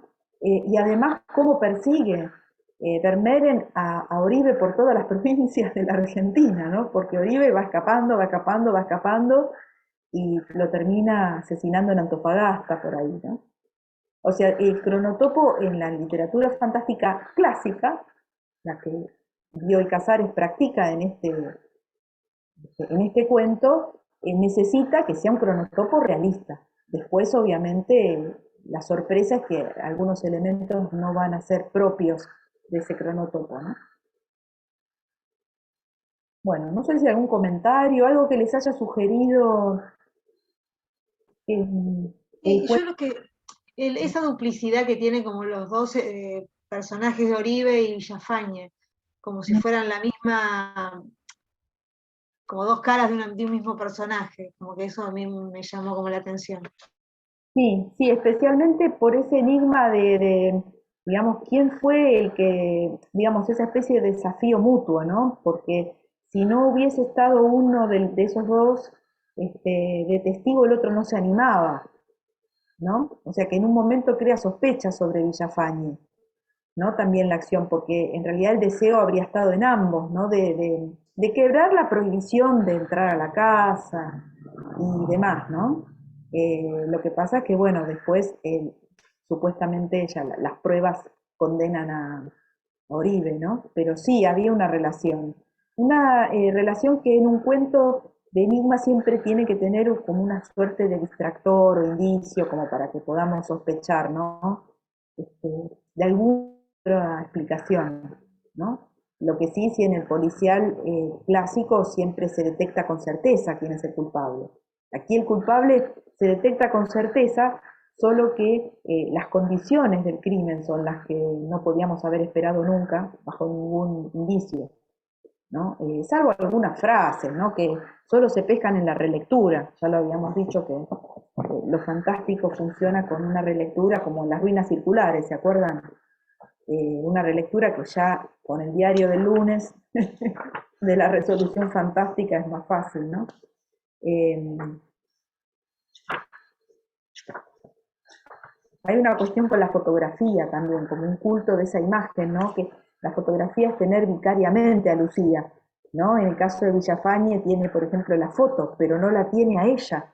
Oribe la tiene en carne y hueso y Villafañe tiene la foto, digo, avalando eso que dice Silvia, ¿no? Que obviamente trabaja una relación de competencia entre los personajes, ¿no?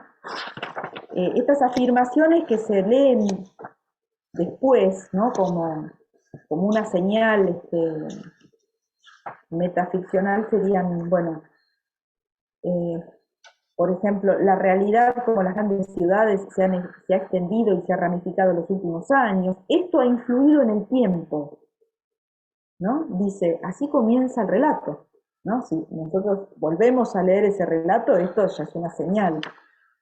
Obviamente no está, no está facilitada, ¿no? Después, por ejemplo, cuando se describe a la Adela, que es el nombre del establecimiento, en la página 106, debemos tomar literalmente para el efecto fantástico estas descripciones y afirmaciones. De Vermeeren es un hombre muy derecho, dice el patrón, loco por la disciplina. Y después, no solamente por la disciplina, don Américo, viven en 1933 como hace 20 años, en plena civilización como en una estancia perdida en medio del campo. Fíjense que también hay un trabajo con el anacronismo, pero el anacronismo parece una especie de frase figurada, ¿no? Esta gente vive a la antigua. No, esta gente congeló el tiempo. Es lo que después el acontecimiento sobrenatural va a transformar de figurado en literal. No, esta gente sí congeló el tiempo. No es que vivan como si el tiempo no pasara. Trataron de que no pase. Y lo lograron por 1 año y pico. ¿Está bien? Fíjense qué son estas señales. Bioy es un clásico exponente del fantástico. Y Borges es un experimental exponente del fantástico. Para mí hay una diferencia aquí, ¿no? La gran obra fantástica de Bioy, creo que a lo largo de los años, fue justamente una de sus primeras novelas, que es La invención de Morel, ¿no? Del año 40, justamente. Pero más que nada por el diseño de un artefacto que tiene que ver con una máquina que crea realidades virtuales, pero no por experimentar con el diseño de la trama narrativa, ¿sí? Esto es de Borges.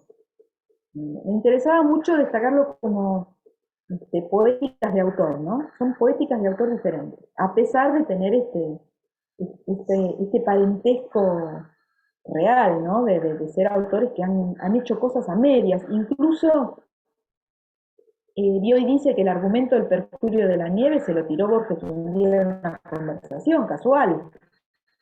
O sea, ellos también compartían argumentos. El asunto, bueno, qué tipo de narrativa crearon en cada caso, ¿no? ¿Está bien? Bueno, si les parece, entonces ya vamos cerrando por hoy. Y, y bueno, si quieren hacemos una especie de pequeño anexo para los 3 cuentos peronistas de Borges, pero ya empezamos con la bibliografía. Para la próxima vamos a trabajar con Susan Sontag, un solo artículo. Vamos a trabajar con John King, que nos va a traer como el fenómeno del Ditela mínimamente expresado, después lo vamos a ampliar, pero quería mencionarlo. Y vamos a trabajar con Griselda Gambaro y con Pavlovsky. Después vamos a trabajar la otra clase con Copy y con El avión negro, ¿sí? Para ir dosificando un poco las lecturas, ¿sí? Bueno, y decimos algo sobre la evaluación, Oscar, sobre lo que ya va entrando en... Oscar, desmuteate. Perdón. La idea es que al terminar ahora la segunda unidad, pediríamos un parcial, ¿no? Vamos a entregar un parcial. Si querés, Laura, no la semana que viene, sino la otra, lo entregamos y les damos Sí. una semanita para que lo respondan, parcial domiciliario, como los que ya tuvieron en literaturas marginalizadas, por ejemplo. Bueno, vayan pensando en eso, porque era lo previsto. Bien, bueno, pero había que decirlo, ahora viene la del milagro secreto, ustedes verán después cómo instrumenta. La del milagro secreto está bueno para la fecha de entrega. Esa habría que verla, ¿no? Puede ser efectiva. Habría que probar, ¿no? Si funciona, pero si no, bueno, por las dudas, completen las lecturas y bueno, y vamos empezando una unidad que ya no va a entrar en el parcial, la de la semana que viene. ¿Sí? Bueno, centramos en el año 1970. ¿Sí? Bueno, espero que pasen un buen fin de semana largo, algunos en un cronotopo playero bastante interesante. Para todos. Igualmente.